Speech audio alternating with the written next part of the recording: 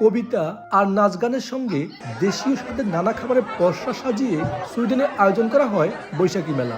দেশটির বিভিন্ন শহর থেকে বিপুল সংখ্যক প্রবাসী বাংলাদেশি অনুষ্ঠানে অংশগ্রহণ করেন।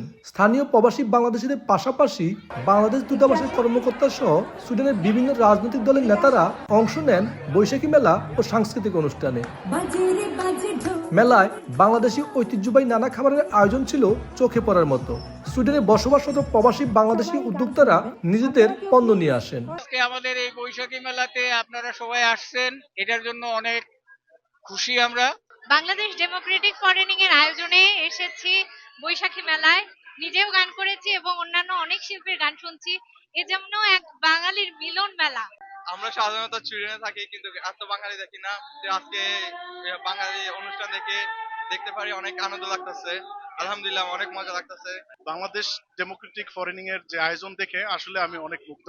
এই ধরনের অনুষ্ঠান যত বেশি হবে, আমাদের পরবর্তী প্রজন্ম বাংলাদেশের কৃষ্টি কালচার সম্বন্ধে আরো বেশি অবগত হবে।